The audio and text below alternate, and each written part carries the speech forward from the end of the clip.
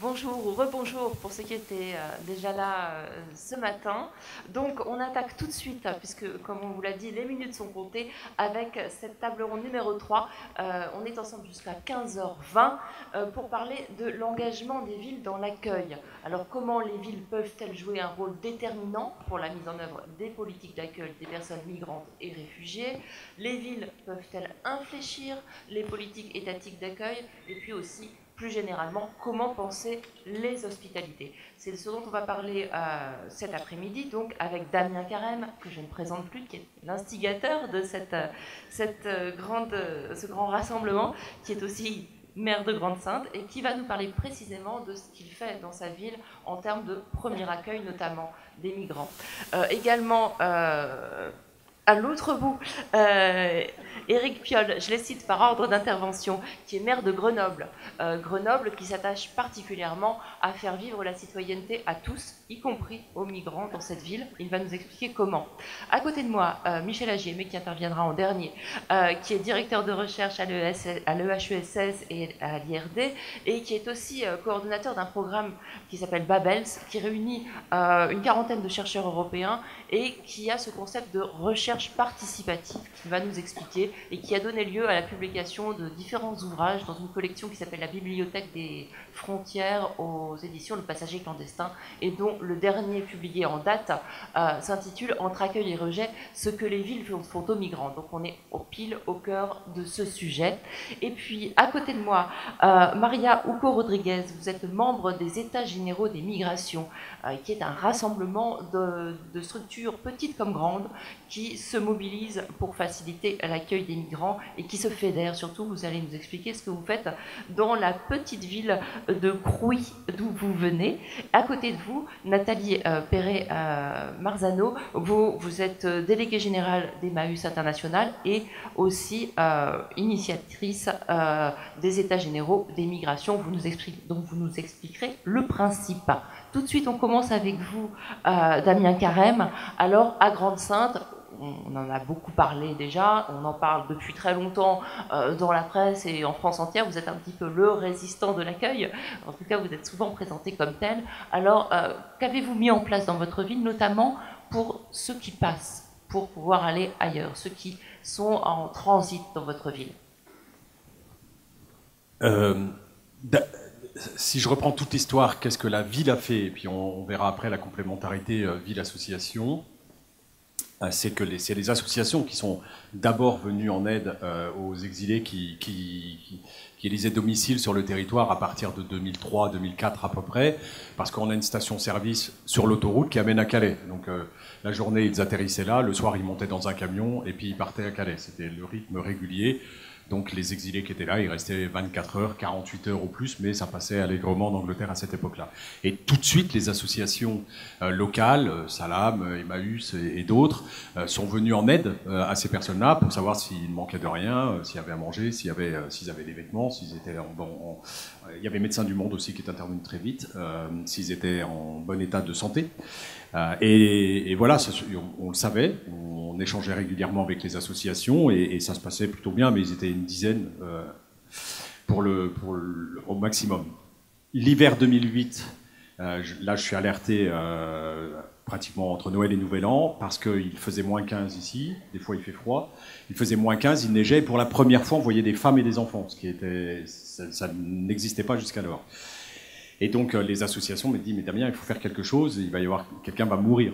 Et donc moi, c'est insupportable, je ne veux pas que quelqu'un meure sur mon territoire parce qu'il a froid dehors, c'est inimaginable. Et donc j'ai demandé à mes services tout de suite d'installer une tente chauffée.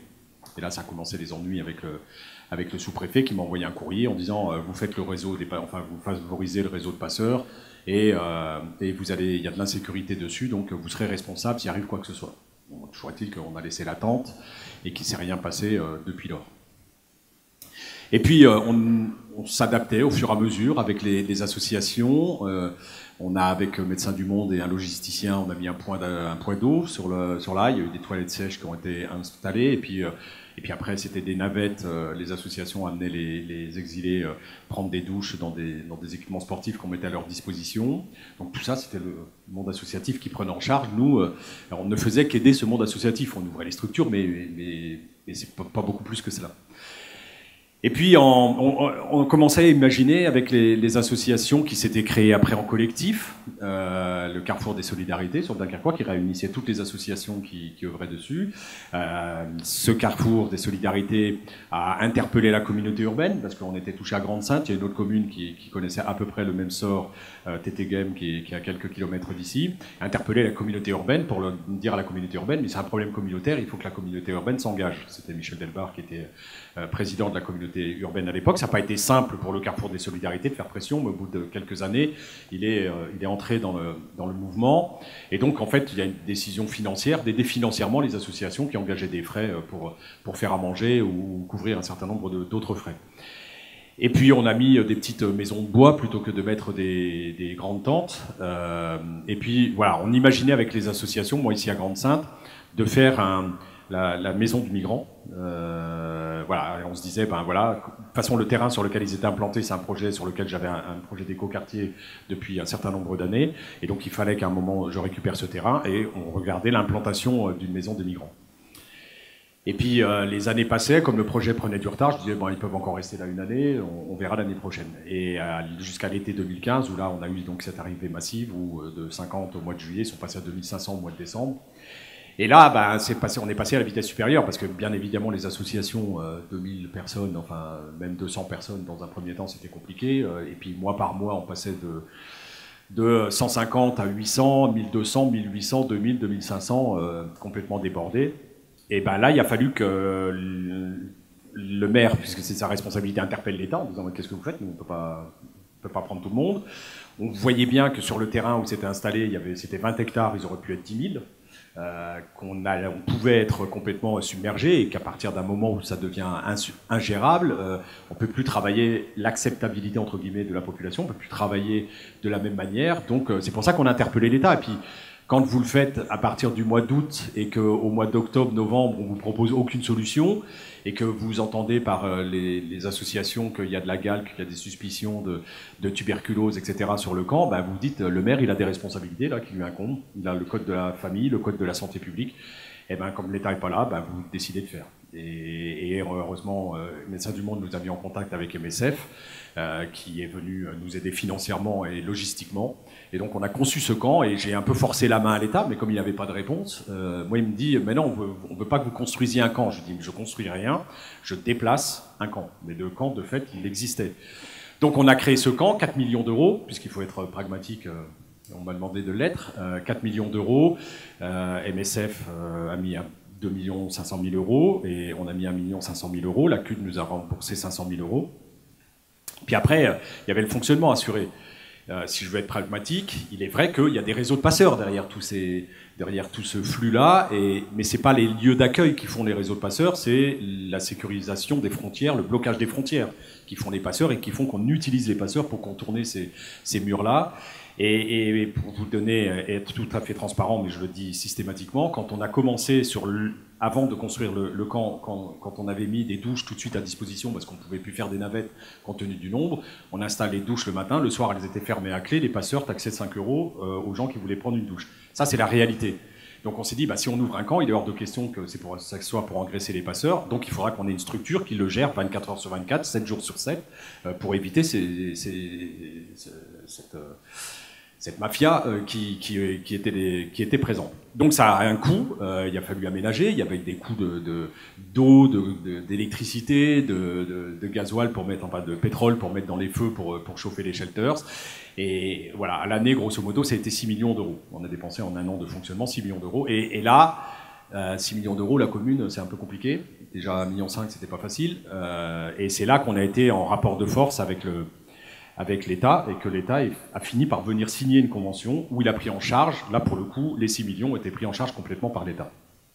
D'ailleurs, à l'époque, les CAO et la dépense pour le logement d'urgence, c'est le ministère du Logement qui qui payait, et c'est le ministère de l'Intérieur qui utilisait l'argent du ministère du Logement. Et là, politiquement, pour bien éclaircir les choses, c'est quand Emmanuelle Cos est rentrée au gouvernement et qu'elle a eu le ministère du Logement, elle m'a reçu très très vite, elle m'a dit « Damien, attends un peu, je négocie avec le ministère de l'Intérieur pour venir t'aider derrière ». Et au bout d'un certain temps, elle a obtenu qu'on ait une convention avec l'État.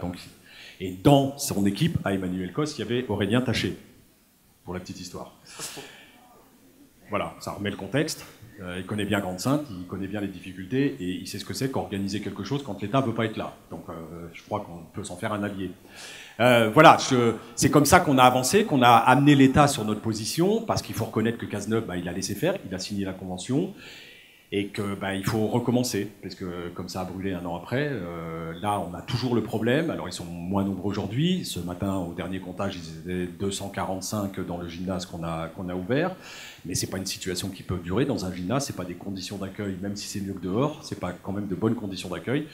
Et on a quand même réussi à persuader et à inviter 1500 personnes à peu près depuis le 3 octobre à partir dans des centres d'accueil. Mais il y en a toujours 300 qui sont ici parce que c'est un flux continu. Ça continue à arriver et ça ne cessera pas, ce flux-là, avant longtemps. Parce que ces gens-là veulent aller en Angleterre quand ils arrivent par ici. Et c'est un État. Donc c'est aussi un débat de faux cul, puisque l'État sait très bien que j'ai ouvert une salle de sport, il paye le gardiennage aujourd'hui de cette salle de sport, mais il ne veut pas reconnaître que c'est un centre d'accueil. Or, je lui demande simplement que de labelliser ça et que ça soit lui qui prenne en charge. Parce qu'aujourd'hui, il paye les frais de gardiennage, mais ce sont toujours les associations qui distribuent à manger et qui payent, donc, avec des dons qui font à manger, et du personnel communal qui encadre, et des bénévoles qui viennent encadrer, mais l'État n'est pas présent comme il devrait l'être pour une structure comme celle-là. Alors, Damien Carême, en une minute, est-ce que vous pouvez nous parler justement de l'engagement des employés municipaux en une minute, vraiment, hein. Ouais, mais je vais juste dire qu'ils sont incroyables. Il n'y a qu'à voir hier soir, pendant le concert, puisque HK et Saltimbanque sont allés distribuer des places pour le concert du soir dans la salle de sport. Bien évidemment, ils voulaient venir, donc on a mis un bus qui est allé les chercher. Ils sont venus 56 hier soir. Il y avait le personnel qui les encadrait, et on voit bien la relation qu'ils ont créée. Une relation respectueuse, c'est-à-dire qu'il y a des règles dans le gymnase strictes, parce que quand on cohabite à 250 dans une salle de sport, il faut imposer des règles, mais ils arrivent à le faire passer. Et j'ai vu là des lycéens de Tours qui étaient là depuis le début de la semaine, qui ont fait du bénévolat aussi dans la salle de sport. Et à chaque fois, mais c'est ça qui me renforce dans l'idée il faut créer le contact à un moment, parce qu'à chaque fois qu'on entre en contact avec ces exilés-là, on devient différent. Vraiment. Même le ministre de l'Intérieur, quand il est venu sur le camp, il en est sorti différent que quand il est rentré. C'est ça qu'il faut multiplier en France. Merci. Tout de suite, puisqu'on parle de créer du contact et de créer de la citoyenneté, je vais vous donner la parole, Éric Piolle, donc maire de Grenoble, pour que vous nous expliquiez comment vous créez justement du lien social et politique entre tous les citoyens de votre ville, migrants ou pas migrants. Merci, bonjour à tous, et merci encore une fois et publiquement Damien pour cette organisation. On s'était retrouvés en décembre 2016 aux États généraux des migrations à Grenoble, qui étaient organisés par Migrants en Isère. Et je crois que depuis, on cherche à voir comment fédérer les collectivités et la société civile pour avancer sur ce sujet. Grenoble a une culture et une tradition d'accueil. On a accueilli évidemment des centaines de milliers d'Italiens au fil des âges, puis on vient là de célébrer les 50 ans des Jeux Olympiques d'hiver de 68, beaucoup aussi d'immigrés italiens, algériens, principalement, qui sont venus construire Grenoble. Et cette culture-là, on en a fait une expo qui était portée par la Maison internationale et un photographe qui a fait des portraits de tous ces gens qui sont venus et qui ont construit Grenoble littéralement et qui ont fait les Jeux. Et cette culture-là, elle s'est véhiculée, elle a continué, avec notamment dans les équipes de Dubedou, la création d'un office dauphinois des travailleurs immigrés, et après des premières associations d'étrangers, à l'époque où les étrangers n'avaient pas le droit d'association, qui n'est arrivé qu'avec l'arrivée de Mitterrand au pouvoir. Cette culture-là qui se véhicule, elle nourrit du coup à la fois un tissu associatif extrêmement fort et un dialogue pouvoir public, société civile. on cherche à entretenir, à nourrir, pour avancer sur ces deux jambes. Avec le lancement, il y avait des gens de mon équipe et du territoire grenoblois et de l'association grenobloise qui était là hier pour en parler dans les ateliers, le lancement en septembre 2015 d'une plateforme de coordination d'aide aux réfugiés qui a permis de consolider, en fait, de rassembler toutes les propositions d'habitants du territoire qui proposent de façon intéressante. On a là tous les champs du spectre, à la fois de l'aide à la santé, mais de l'aide sociolinguistique et à l'apprentissage du français, mais également des propositions d'hébergement, des dons de nourriture, de la mobilisation administrative, etc.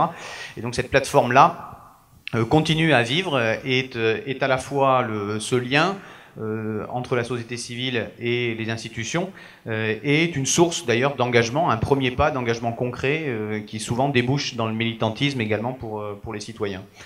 Le deuxième axe qu'on a cherché à développer, c'est créer un rapport de force avec l'État et montrer en fait qu'il y a des solutions d'accueil qui sont humaines, qui sont beaucoup moins coûteuses que les dispositifs hôteliers notamment, et qui fonctionnent, qui permettent d'avoir de l'accompagnement social, qui permettent d'avoir une assise pour construire un projet de vie. Et donc dans ce cadre-là, on a ouvert dès notre arrivée les appartements d'instituteurs, des appartements vacants d'instituteurs dans nos écoles, qui étaient libres puisqu'il y a de moins en moins d'instituteurs ancienne formule logés. Et donc là, on héberge une petite centaine de personnes qui sont suivis et accompagnés. Et puis dans un autre cadre, on a créé un village d'insertion sur un terrain municipal, un village d'insertion donc qui avait pour vocation de montrer qu'on pouvait. Donc on a racheté à l'époque des bungalows qui sortaient de Disneyland. C'était un village de cow-boys de Disneyland. Et parfois il y a des parcours un peu humoristiques. Et je fais le lien avec ce que nous ont raconté les migrants qu'on a rencontrés au col de l'Échelle avec le sénateur Guillaume Gontard, qui nous disait que eux, c'était pas des migrants, c'était des aventuriers. Donc finalement, c'était pas mal d'aller dans des bungalows qui étaient faits pour des cow-boys. Mais toujours est-il qu'on a là un village d'insertion de 130 personnes qui fonctionne, dans lesquels des dizaines de personnes sont sorties avec un projet de vie, avec un travail, avec un logement, et qui démontre que pour un coût modique, puisqu'on est aux alentours des 17 € par jour et par personne, on arrive à avoir une prise en charge complète et qui est aussi sécurisée, donc qui protège aussi les habitants, d'abord d'une intimité puisqu'ils ont des sanitaires par famille, et qui protège également évidemment des prédations de tous les trafiquants en tout genre qui viennent toujours rôder autour de ce genre de camp. Donc ça a permis quand même d'avoir un élément de démonstration.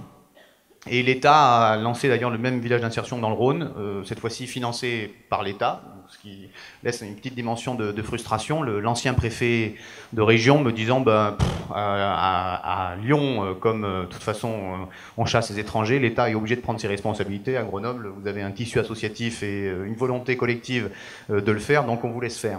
Ce qui laisse un peu pantois, mais ce qui montre aussi qu'on a besoin de créer ce rapport de force avec l'État pour avancer. Ça avance là maintenant sous d'autres formes, parfois un peu plus connexes. On cherche à monter des protocoles de convention pour l'utilisation de bâtiments municipaux qui peuvent être utilisés de façon temporaire, parce que des projets mettent du temps à émerger. Et puis on a cherché, c'est la limite de l'exercice, à avoir un protocole pour écrire tout ça. Et quand on en est arrivé là, l'État et le conseil départemental ont dit non, on va pas écrire, parce qu'en fait, si on montre tout ce qu'on fait, ça fait appel d'air. Donc ça fait écho à ce que disait Cédric Héroux ce matin. Il y a la barrière de la Libye, il y a la barrière de la Méditerranée. Mais en fait, là, les Guinéens qu'on a rencontrés au Mont-Genèvre, qui ont fait 6000 bornes à pied pour arriver, on les remet 200 mètres après la frontière en disant qu'ils vont repartir chez eux, alors qu'ils ont fait 6000 bornes à pied en traversant la Libye et la Méditerranée. Ce qui est intéressant là, c'est que ça montre que la logique, cette crainte permanente de l'appel d'air, et donc cette vision totalement enfermée, elle existe intra-France. C'est-à-dire que là, le département, il dit, nous, on a déjà mis 10 millions de plus pour l'accueil des mineurs étrangers. Si on montre qu'on fait des choses, on va en avoir plus qui vont venir d'autres départements. Donc surtout, ne montrons rien. Et donc, on se heurte à un écueil par rapport à ça. On a évidemment des actions sociolinguistiques qui sont primordiales dans ce lien de citoyenneté, à la fois dans la capacité évidemment à contribuer à la vie de la municipalité mais également dans le lien que ça crée. Donc il y a plus de 1000 usagers dans nos maisons des habitants qui participent à ces activités de sociolinguistique. Et puis du soutien évidemment aux associations, à la fois pour l'accueil, pour la partie administrative, mais également malheureusement pour une partie de contribution des frais de transport. On y met quand même 30 000 €, quelque chose comme ça, 32 000 €. Pas de participation aux frais de transport parce qu'il faut payer et financer les déplacements. C'était, avant d'être élu, quand j'étais militant RESF, un des éléments qui nous broyait petit à petit parce qu'à chaque dossier, finalement, il y avait les frais qui, en termes de solidarité, venaient peser sur cette solidarité très fortement. Des actions aussi d'accueil d'enfants en crèche, d'enfants à l'école, ça c'est la loi, mais ça reste compliqué parfois, hein, donc là-dessus, on coopère plutôt très bien avec l'éducation nationale, d'accueil en crèche, et puis un travail maintenant autour également de la culture et de la vie citoyenne. Donc on a produit un guide des droits. Tous nos processus de démocratie participative sont ouverts évidemment à tous les résidents à partir de 16 ans et quel que soit leur statut. Et donc tout ça crée du lien avec un fil culturel, de pratiques culturelles et d'échanges entre artistes qui est également très important. Je voudrais terminer en disant que tout ça, cet héritage et ces actions concrètes, elles ne sont qu'une partie de ce qui est à faire. Je crois qu'on est là dans un vrai combat culturel. Depuis les années 80, on a eu un glissement du discours vers le fait qu'il y a un problème migratoire, plus ou moins accentué, plus ou moins en parlant plus ou moins d'invasion, mais n'empêche que gauche et droite ont repris cette problématique de problème migratoire, et le poids de la parole est extrêmement fort. On sait à Grenoble, hein, le discours de Grenoble de Sarkozy 2010, il a marqué la France, il a marqué Grenoble, donc le poids de la parole est extrêmement fort. Et ce matin, je ne sais plus qui disait qu'il y avait un tiers qui ne voulait pas voir d'étrangers, un tiers pour qui ça posait pas de problème, et un tiers qui oscillait et qui basculait plutôt dans le non. On voit que la façon dont on aborde le débat fait que ce tiers-là, en fait, il bouge, son regard bouge, d'abord dans la solidarité concrète, mais également dans la façon d'aborder les choses. Quand en 2015, on a interpellé le président Hollande, où il y avait donc comme signataire le président de la FNARS, moi, mais également un évêque, un rabbin et un imam. Ça a changé le discours également sur la ville. Dans les courriers que nous on reçoit autour des résidents, autour des habitants, autour des campements, ça a changé vraiment le discours.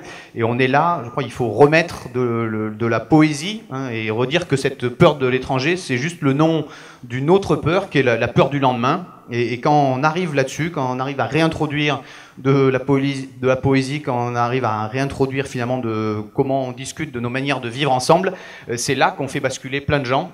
Et au lieu qu'ils soient enfermés et qu'en fait ils aient peur, ils s'ouvrent, et ça permet de débloquer non seulement cette question de rapport à l'exilé, mais également ça permet de débloquer bien d'autres choses pour construire un modèle plus humain. Merci beaucoup, Éric Piolle.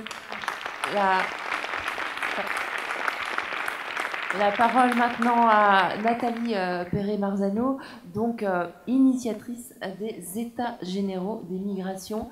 On va lui passer un micro.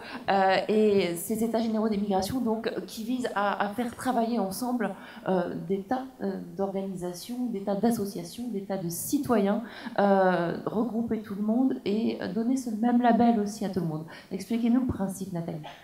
Oui, merci. Bonjour à tout le monde. Ça s'inscrit bien dans la fin de votre intervention, parce que je vais raconter des États généraux des migrations dont je ne prétendrai pas être la seule initiatrice, évidemment. On est dans un processus bien plus large. Donc, c'est parti d'un projet de tribune en juin de l'année dernière, après avoir constaté avec la mise en place du nouveau gouvernement et l'arrivée de M. Collomb, d'un durcissement très net de la politique migratoire, de la volonté d'expulsion et de la volonté de rendre la vie des aidants auprès des migrants de plus en plus compliquée. Donc il y a eu cette tribune qui a été proposée au départ par à la fois des associations nationales comme Emmaüs, Amnesty International France, le CCFD Terre Solidaire, le GISTI, désolé si j'en oublie, mais aussi des collectifs locaux comme la Cabane Juridique, Terre d'Errance, la Roya Citoyenne, Paris, les petits-déj à Flandre sur Paris, avec qui on avait déjà commencé à travailler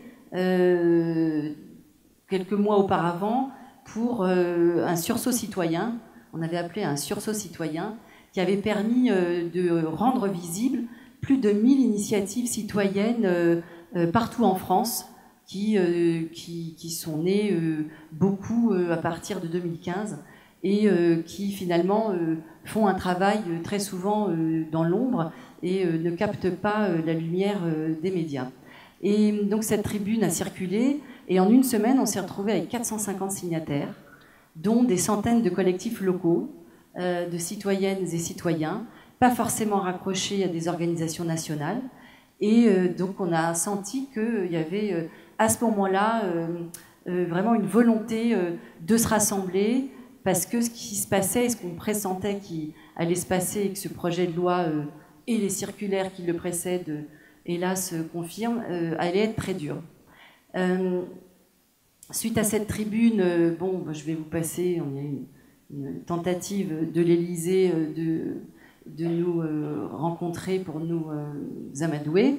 N'a pas été convaincu de ce qui nous a été proposé. Notre demande, c'était un changement radical de politique migratoire et la mise en place d'une véritable concertation avec la société civile et avec l'ensemble des ministères, puisque nous estimons qu'il faut arrêter de traiter ce sujet uniquement avec le ministère de l'Intérieur. Nous avons une fin de non-recevoir. On s'est réunis à plus de 115 début octobre 2017 pour savoir qu'est-ce qu'on faisait de toute cette énergie collective qui semblait commencer à se rassembler. Et voilà, là, il y a eu donc 115 participants de tous ces collectifs partout en France. Et c'est là qu'a été décidé que, puisque concertation avec les pouvoirs publics, il n'y aurait pas, nous allions faire, nous, une concertation citoyenne. Et, désolé, on ne vous a pas consulté pour reprendre le terme, mais donc on a décidé d'appeler ça les États généraux des migrations, pour vraiment être dans cet élan d'une entrée en résistance et d'une volonté des citoyens de secouer et de, quelque part, faire un peu la révolution sur ces politiques migratoires qui nous sont totalement inacceptables. On a lancé donc le processus officiellement le 21 novembre avec un triple objectif. Il y a celui, évidemment, de construire un rapport de force avec ce gouvernement qui ne veut pas entendre et qui ne veut pas prendre le temps de discuter avec les gens qui sont sur le terrain, auprès des migrants. Et de ce point de vue-là, voilà, il y a certainement des choses à réfléchir, avec la volonté aussi de construire un réseau d'élus engagés qui veulent aussi, et de territoires qui veulent aussi s'inscrire dans la construction d'un rapport de force. Il y a aussi l'idée, dans ces états généraux, d'être force de proposition. Et donc, ce qui a été essentiel dans la démarche, c'est de proposer que dans tous les territoires, quels qu'ils soient, ils s'autodéterminent, il y a des concertations décentralisées qui s'organisent avec les acteurs citoyens qui sont présents sur ce territoire, et dans l'idée aussi que ça permettait d'être au plus près des migrants et d'éviter ce qui se passe habituellement quand on veut parler politique migratoire, c'est-à-dire de ne pas consulter les premiers concernés, que sont ces migrantes et ces migrants. C'est pas facile, évidemment, mais en tout cas, c'est ça le pari, d'aller faire ces concertations au plus près des gens qui sont sur le terrain et des migrants eux-mêmes. Et le troisième objectif, qui a à voir avec la fin de votre intervention, c'est de créer un mouvement d'opinion.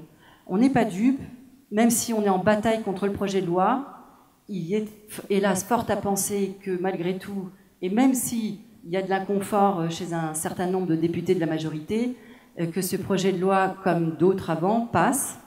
Et donc, on n'a pas envie que ce soit un processus qui soit juste focalisé sur ce projet de loi, mais qui s'inscrive dans un temps long, parce qu'il est urgent de déconstruire tous les faux discours et les fausses vérités qui ont été qui vraiment ont été mis dans la tête de beaucoup de gens, qui sont opérants pour un tiers des personnes, si on écoute ce qui nous était dit ce matin, qui sont questionnants pour un autre tiers de la population, et donc vraiment construire un mouvement d'opinion pour que petit à petit, voilà, se rétablisse la réalité de ce que sont les migrations, la réalité de ce que sont ces personnes qui migrent, et la réalité du non-danger qu'il existe à pouvoir accueillir toutes ces personnes qui ont fait un choix sur lequel nous estimons que nous n'avons pas grand-chose à dire.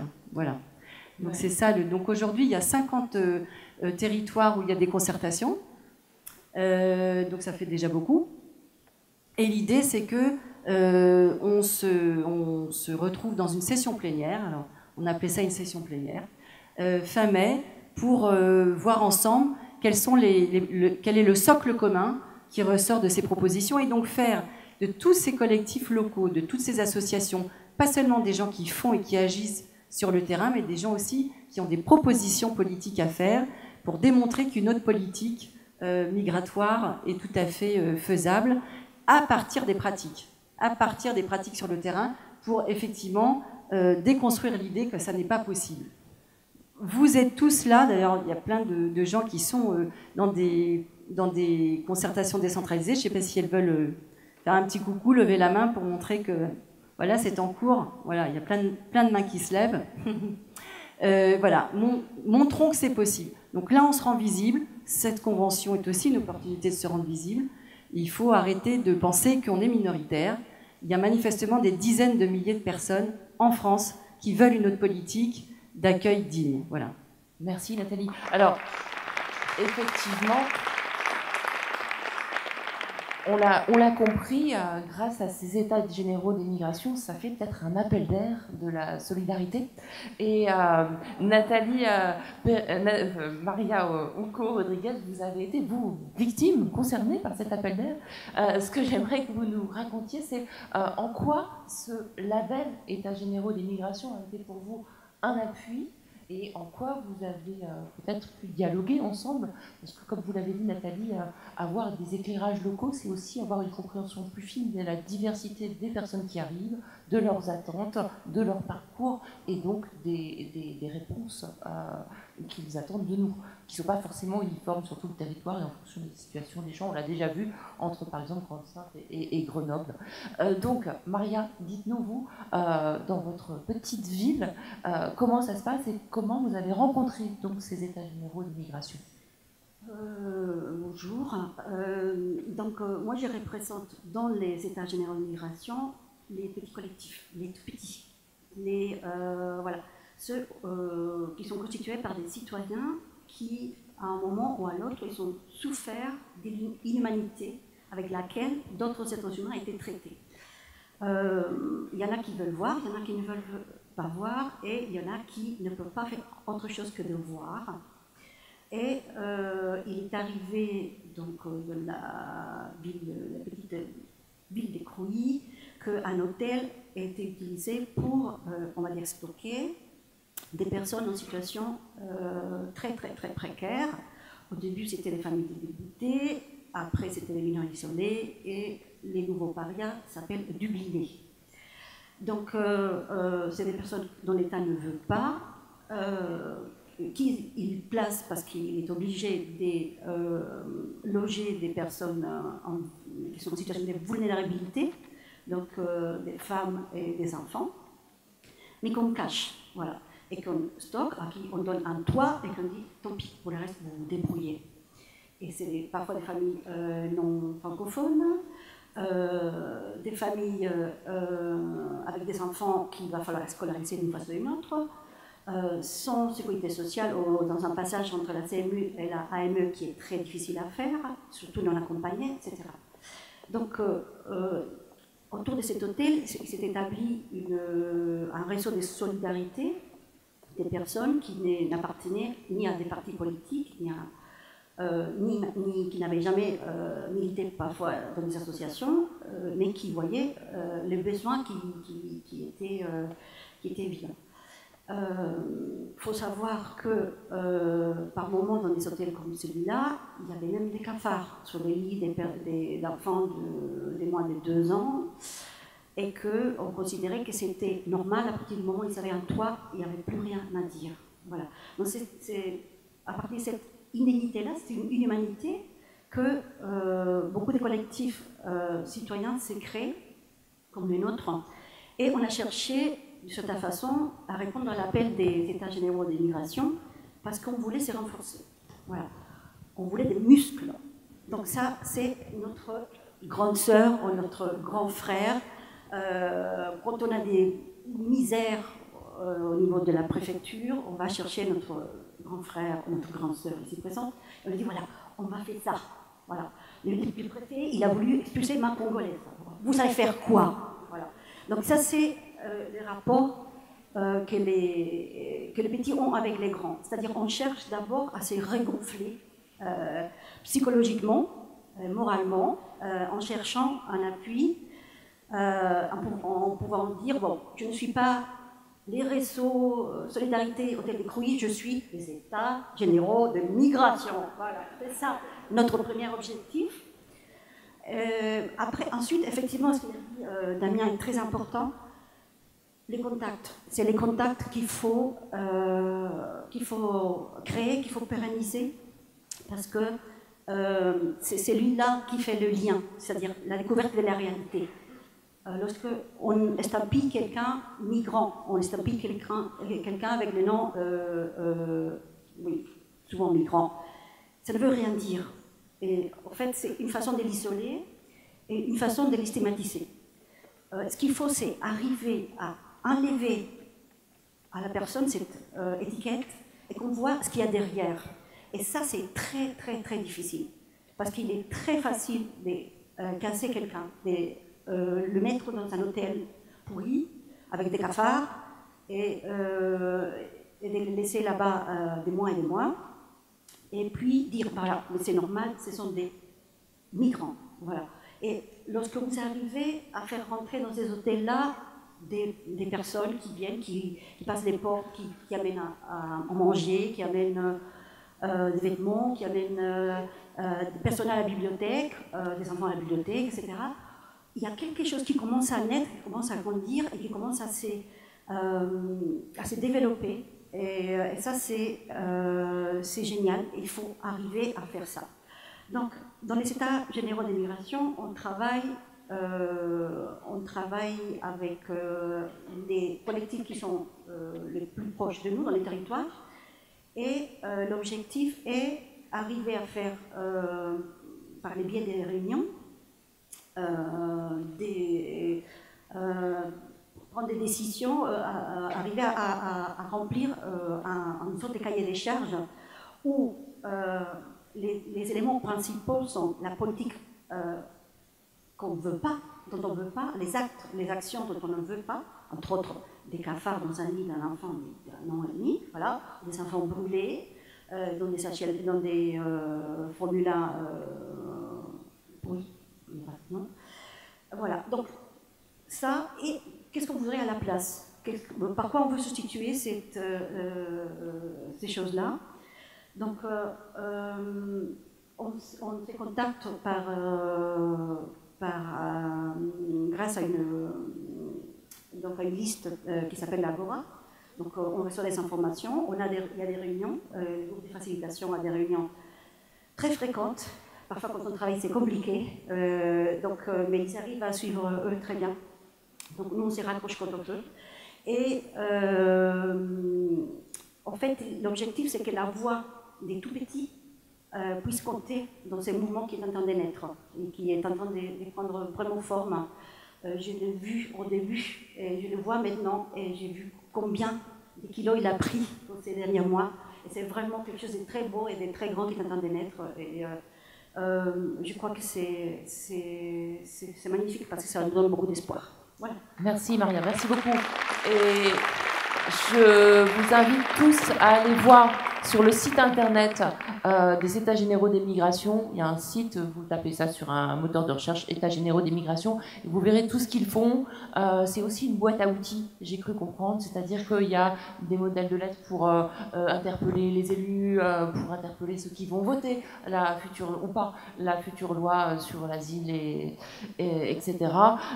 Et c'est aussi le moyen de se regrouper. On l'a vu quand il s'est agi de contester pour les acteurs de la solidarité solidarité, la circulaire du 12 décembre, être ensemble leur a permis d'être plus forts. Parce que toutes seules, des petites associations de solidarité, si on leur disait, bon, bah, maintenant on va mettre les forces de l'ordre dans votre centre d'hébergement, dans un petit village très dépendant du financement de la préfecture, et de l'État, eh bien c'était difficile de résister. Ensemble, ils ont pu résister à cette circulaire. J'imagine que c'est un peu la même démarche que vous voulez avoir avec les États généraux des migrations.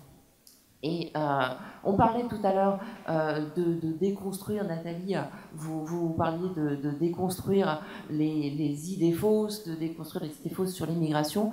On a avec nous un chercheur, Michel Agier, dont c'est un petit peu le rôle aussi, en tout cas celui que vous vous êtes donné, donc avec cette manière de faire de la sociologie participative, de l'anthropologie participative, et justement de mettre à disposition du plus grand nombre la parole scientifique qui va à l'encontre de beaucoup d'idées véhiculées par certains médias et par certains hommes politiques majoritaires.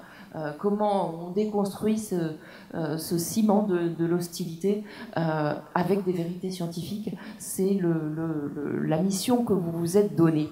Donc prenez un micro pour nous expliquer ce programme justement de recherche Babels qui vise entre autres à tout ça. Merci. D'abord, ce ciment de l'hostilité, ce matin on a parlé d'un ciment social et je mets un petit peu de doute là-dessus. C'est-à-dire je pense que la responsabilité des élites est très importante, la responsabilité des maires, je vais y venir, la responsabilité des ministres, des députés, des présidents. Quand je disais ça à propos de Manuel Valls, quand il disait que certaines populations n'avaient pas vocation à être quelque part. Quand moi je dis ça, ou quand quelqu'un sur le zinc dit ça, c'est pas très important. Quand c'est un politique, la parole est performative, comme on dit, elle fait exister ce qu'elle dit. Et quand, en l'occurrence, un Premier ministre dit que telle population n'a pas vocation à être quelque part, ça n'est pas la même chose que lorsque je le dis, ou lorsque n'importe qui ici le dira. Il y a un pouvoir des mots, chez les responsables politiques, et du président au Premier ministre, aux députés, aux maires, etc. Et donc ce point-là me semble important, d'autant plus que dans ce travail qu'on a entrepris sur les formes de réponse en Europe à la question migratoire, on va dire, réponse des sociétés, réponse des villes, réponse des États, dans plusieurs pays européens, on s'aperçoit, comme tout le monde, et ça a déjà été dit, donc je ne vais pas revenir là-dessus, mais qu'il y a eu un effet, ce que les migrants font à nos villes, ce que les migrants font à l'Europe, c'est qu'il y a un incroyable changement social, il y a un mouvement social, et là on le voit un peu, même si vous avez l'impression que c'est balbutiant, que c'est minoritaire, c'est peut-être quelque chose qui est de l'ordre du minoritaire, mais le minoritaire c'est important en politique, et ce mouvement-là, eh bien, il y a quelques années, il n'existait pas. Voilà. Ça c'est un fait politique, c'est déjà un fait politique, et on pourra y revenir.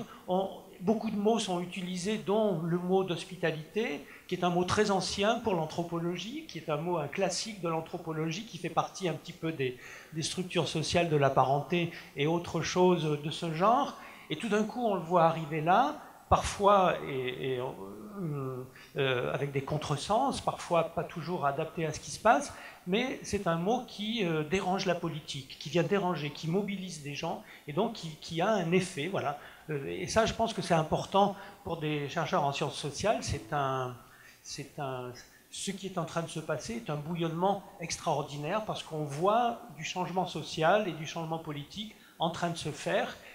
Et comme ça a été dit ce matin déjà, ce que nous disent les migrants, ce que nous dit cette question migratoire, va bien au-delà des personnes, des migrants eux-mêmes.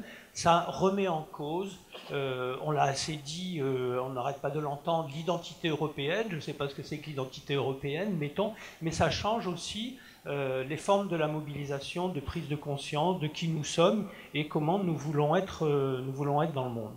Alors, le point qui est ici en question me fait penser à cette prise de parole d'un philosophe, Jacques Derrida, en 1995, dans une assemblée qui voulait être une assemblée de création d'une grande organisation des villes-refuges, c'était à Strasbourg, et à ce moment-là, Derrida avait dit quelque chose qui est encore très intéressant, c'est « nous demandons aux villes ce que nous renonçons presque à demander à nos États ».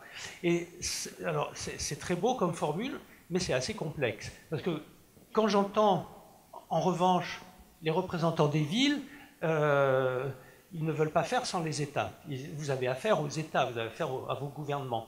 Là où c'est intéressant dans le programme de recherche, et puis dans le tout petit dernier, avec les petits livres de Babel qu'on publie, entre accueil et rejet, ce que les villes font aux migrants, mais apparemment il n'y en a plus sur la table des ventes, donc vous pouvez commander chez votre libraire où vous voulez.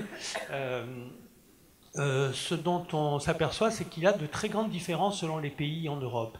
Et pour aller très vite, simplement, l'Allemagne et son système fédéral a une autonomie politique, une autonomie économique et une capacité à prendre des décisions sans en recourir nécessairement à l'État central.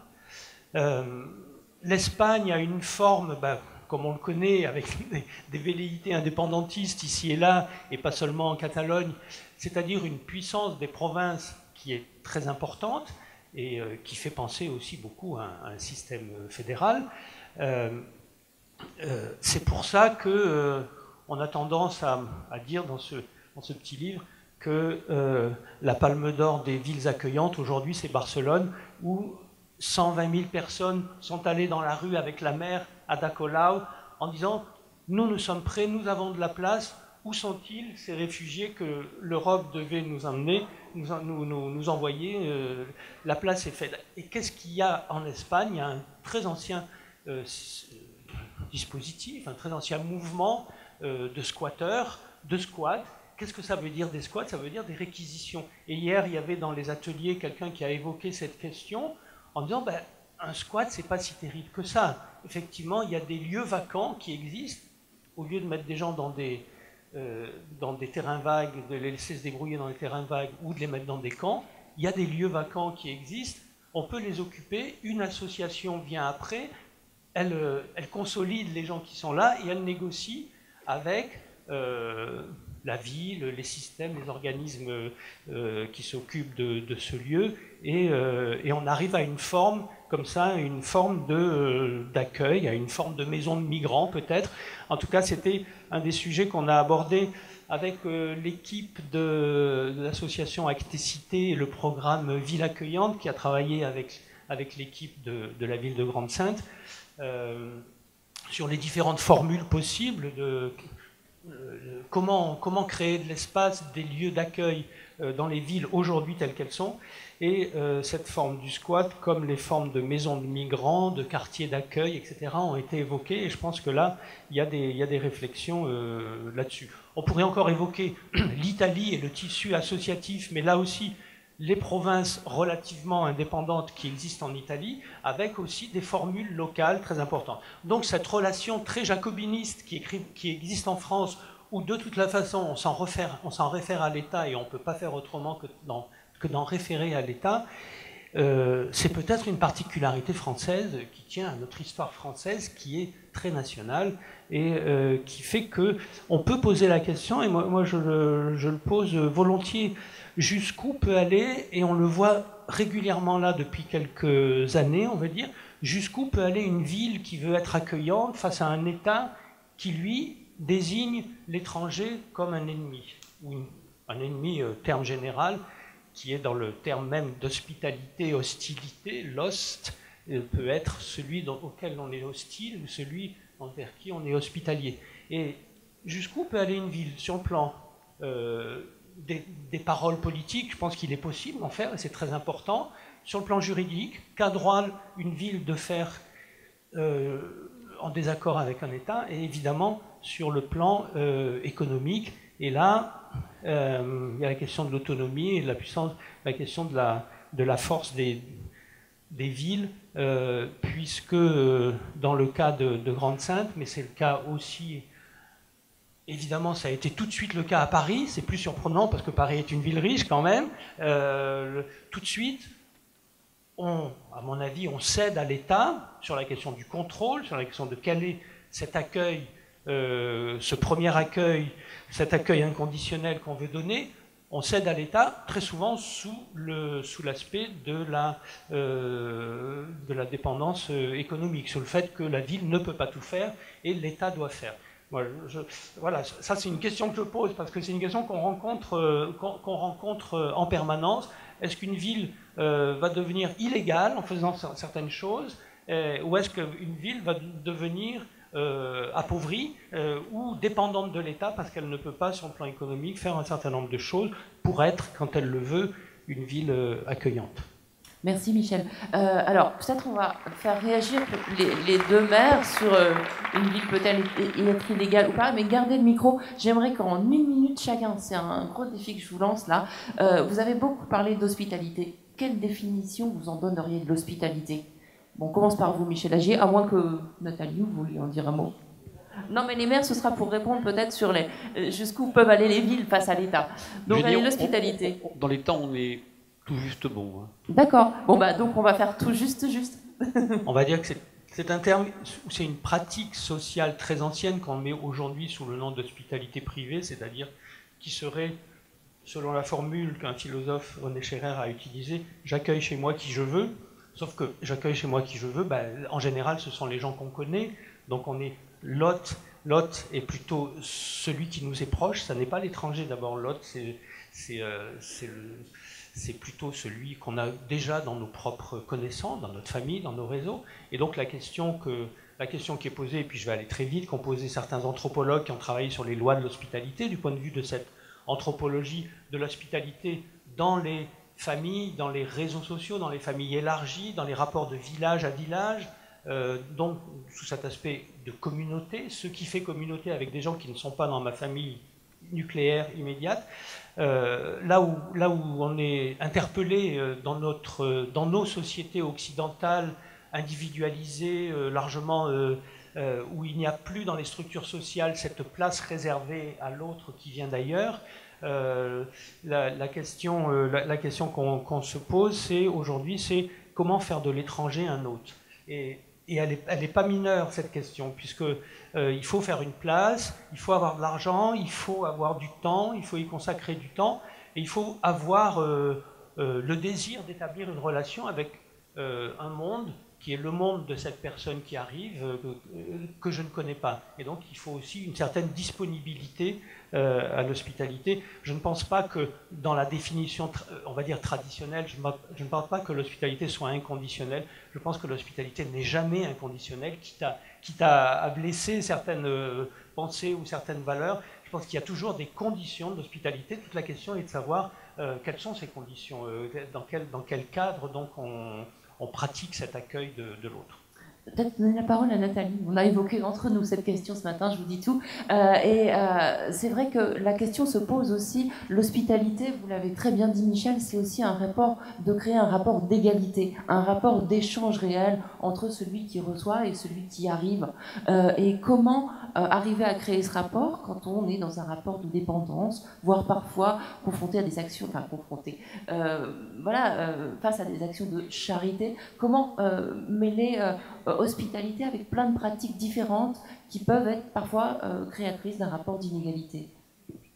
Oui, alors bon, tout à fait modestement sur cette question-là, je pense qu'en tout cas parler d'hospitalité, c'est quand même prendre le contre-pied de ce qui est actuellement à l'œuvre, qui est en fait une politique de non-accueil. Et du coup, c'est pas simplement y répondre en venant au secours d'eux, mais c'est vraiment en essayant effectivement de réfléchir aux règles collectives et démocratiques qui vont permettre à des personnes qui ne sont pas d'un territoire de trouver leur place sur un territoire. Et en tout cas, je ne sais pas comment ça émergera ou pas dans les états généraux des migrations. Certaines associations ont fait des campagnes sur le fait de retrouver le sens de l'hospitalité.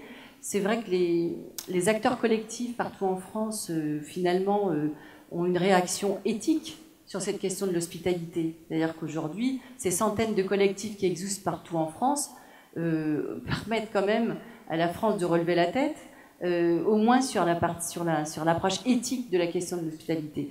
Et ce qu'on pourrait imaginer et qui serait assez intéressant de travailler, c'est la question politique de l'hospitalité et comment des maires, justement, sont aussi vecteurs de cette politique d'hospitalité sur leur territoire. Qui est donc, voilà, bien pas simplement comment on met à l'abri, comment on accueille dans l'urgence, mais voilà, comment on crée et on régule ces relations entre des gens qui sont sur un territoire, qui n'ont pas forcément envie ou imaginer qu'il y aurait d'autres personnes étrangères qui viendraient, et comment s'opère cette régulation. C'est vraiment un sujet qui permettrait d'aborder la question des politiques migratoires de façon radicalement différente.